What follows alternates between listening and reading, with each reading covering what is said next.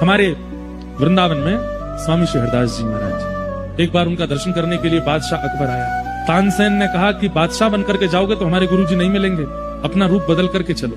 तो बादशाह अकबर तानसेन का तंबूरा उठाने वाला बनकर के गया। जैसे ही स्वामी श्री हरदास जी महाराज के सम्मुख पहुंचे, स्वामी जी महाराज जैसे ही गाने लगे, तानसेन ने मना किया था अकबर को कि वाहवाही मत करना, हमारे गुरुजी को वाहवाही करने वाले अच्छे नहीं लगते। लेकिन अकबर खूब सोच के गया वाहवाही नहीं करूंगा, लेकिन आदत से मजबूर जैसे ही स्वामी जी ने गाना प्रारंभ किया, अकबर के मुख से वाह वाह वाह निकल पड़ी। तुरंत स्वामी श्री हरदास जी ने नेत्र खोलकर, कौन है ये? इसके स्वर से पता लगता है कि कोई मुगल सल्तनत का व्यक्ति है। ए तानसेन, किसको लेके आए हो? महाराज जहां पना अकबर हैं, हिंदुस्तान के इस वक्त राजा हैं। मैंने इनसे कहा कि राजवेश में जाओगे तो गुरुजी नहीं मिलेंगे, तो तंबूरा उठाने वाले बन के आए। स्वामी जी खूब हंसे। तो चलो संत दर्शन के लिए दीन तो बना। अकबर ने कहा आप मेरा रूप पहचान ही गए हैं, तो अब मुझे थोड़ी आपकी खिदमत करने दीजिए।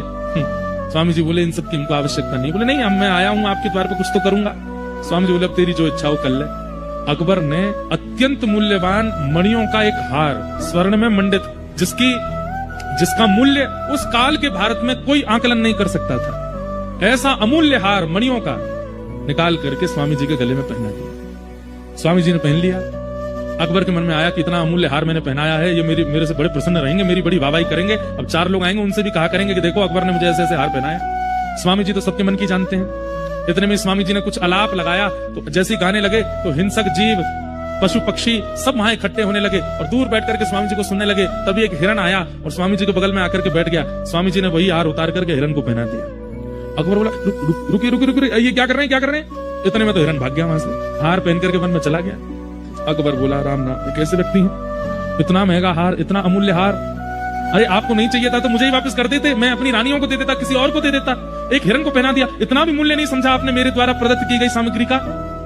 स्वामी जी बोले बैठ जा, बहुत देर रह गई है। तो बोलते बोलते मन में यूं ही विचार करके आयो कि तेरी प्रशंसा करेंगे हम, रुक जा।